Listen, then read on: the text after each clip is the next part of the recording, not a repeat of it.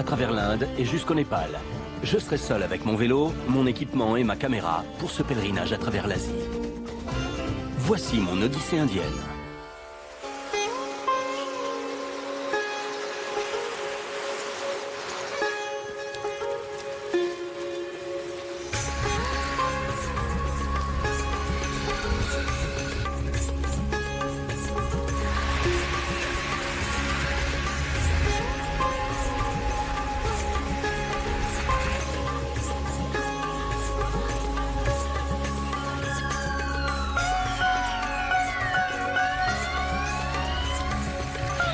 Me revoilà à Colombo après un mois à parcourir le Sri Lanka. J'ai fait une course pour partir avant l'expiration de mon visa. Mais j'ai réussi à arriver pile poil à temps, avec environ 24 heures de marge. J'ai fait un cercle entier, environ 1300 km sans CO2, ici au Sri Lanka. Au lieu de prendre un bateau tranquillement jusqu'en Inde, bam, j'ai été redirigé à Colombo à la recherche d'un vol.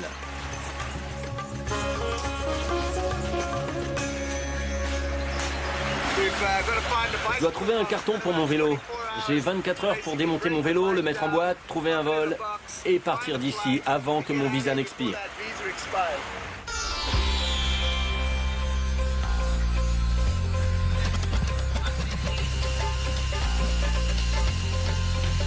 Bonjour, comment allez-vous? Comment allez-vous?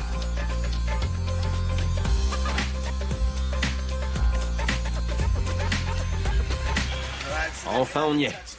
Arrivé à l'aéroport de Madurai, l'Inde. Deuxième phase. L'odyssée indienne continue.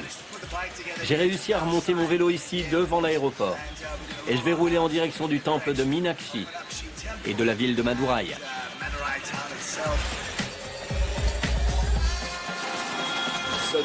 Du coup, le plan, c'est de retirer de la monnaie locale, trouver un plan de la ville et organiser un itinéraire vers l'ouest de Madurai, à travers les Ghats occidentaux, pour arriver sur la côte ouest et de là, remonter la côte en direction de Goa. Ça devrait prendre environ 3 semaines d'ici. Il y a un peu plus de 1000 km. À nous deux, l'Inde.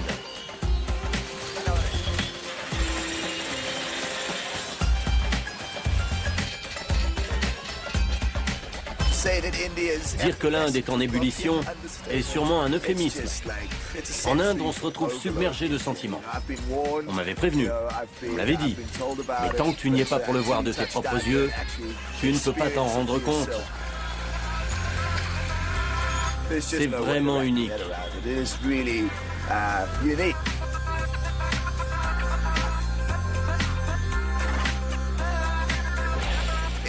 C'est sale, c'est bondé, c'est beau, c'est mystique, c'est splendide, c'est frustrant, c'est tout en un. Tu ne sais pas vraiment quelles émotions doivent prendre le dessus.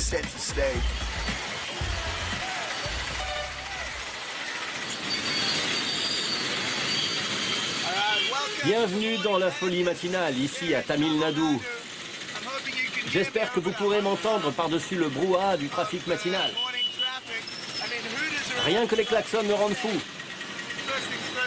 Commençons par le commencement. Je dois me frayer un chemin hors de la frénésie de la ville. Et voir si je peux survivre au bus, au tuk-tuk, aux motos, aux vélos, aux piétons. Si je vais survivre à la folie indienne.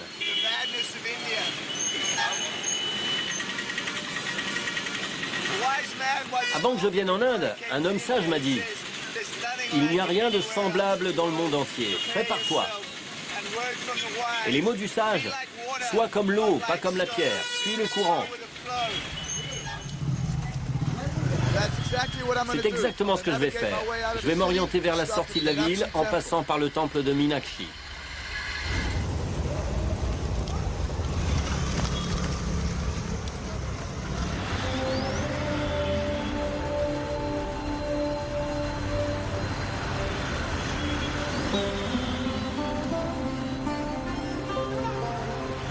Le temple de Meenakshi est un temple immense situé ici, dans la ville de Madurai, dans l'état de Tamil Nadu.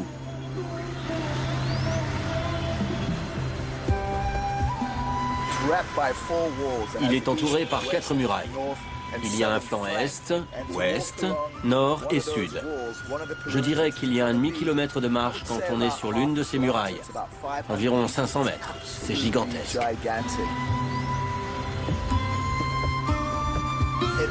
Ça domine le panorama. C'est un temple hindou sculpté à la main, vieux de plusieurs centaines d'années. C'est un lieu chargé d'histoire. Et c'est sûrement le premier de nombreux sites religieux que je visiterai ici en Inde. Ouais, me voilà arrivé. On pédale. Je vais monter et descendre les Ghats occidentaux.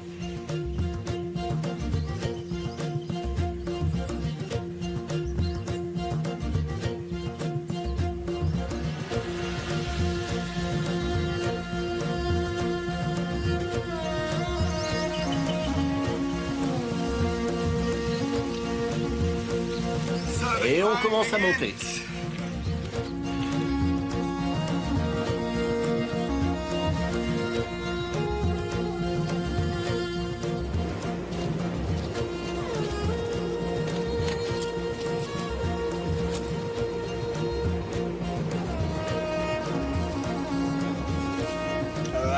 Bienvenue à la montagne. Le début des Ghats occidentaux. La principale chaîne de montagnes entre le Tamil Nadu à l'est et le Kerala à l'ouest. Donc je dois monter à 2000 mètres au-dessus du niveau de la mer pour passer cette arête et redescendre au Kerala. Il faut se mettre au boulot ici. Je dois trimballer ces 50 kilos d'équipement au sommet par cette chaleur. Passer la barre des 1000 mètres, ça se rafraîchit un peu. On est sûrement à environ 400-500 mètres de la première section de la montée. Les Ghats occidentaux nous ouvrent les bras. C'est pas une journée très claire, mais c'est splendide.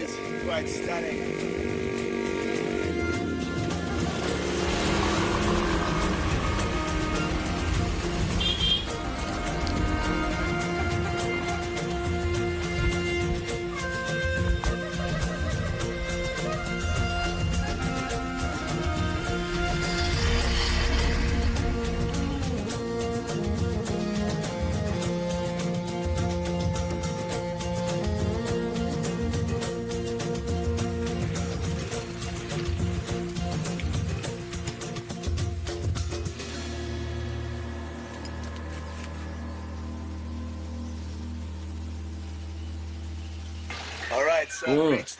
Alors j'ai atteint le sommet entre le Tamil Nadu et le Kerala. C'est le contrôle de police. On est à environ 2000 mètres au-dessus du niveau de la mer. Bonjour, tu nous expliques? Ouais, j'ai 30 vitesses.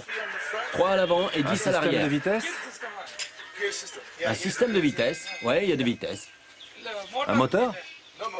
Non, pas de moteur, c'est ça le moteur. C'est ça le moteur. C'est moi le moteur. Le moteur, c'est du riz, du thé, des légumes. C'est le moteur. Oh, merci beaucoup, du chai.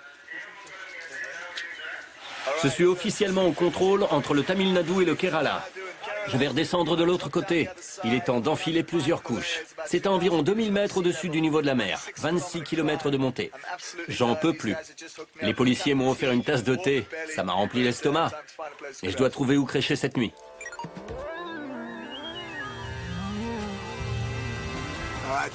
On a définitivement perdu quelques degrés. C'est le pays du thé ici, dans les Ghats occidentaux, la chaîne de montagnes qui sépare le Kerala du Tamil Nadu. Je remets une couche. Il fait vraiment plus froid. C'est un terrain magnifique, mais super dur à affronter à vélo. Les Indiens adorent leur klaxon. Vu que ce sont des routes tortueuses, la culture veut qu'ils klaxonnent avant de prendre un virage. Ce sont des routes de montagne très étroites. Je me fais dépasser par des centaines de voitures par jour qui klaxonnent plusieurs fois. Une fois pour dire bonjour, une autre pour dire au revoir, une pour prévenir qu'ils approchent, et encore une pour dire bonne chance, j'imagine. Je sais que ça part d'une bonne intention, mais en vrai, depuis la selle de vélo, c'est un peu frustrant. Et tous ces klaxons, ça s'accumule, et après des heures et des heures d'efforts...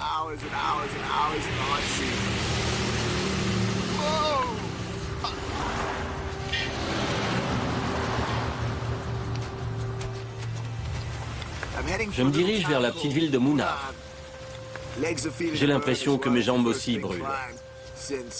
C'est la première grosse montée depuis les plateaux du Sri Lanka. Il faut 2 jours pour se réhabituer aux routes de montagne. Je trimballe 50 kilos d'équipement à travers les montagnes. C'est grave la galère. It's a tough slog.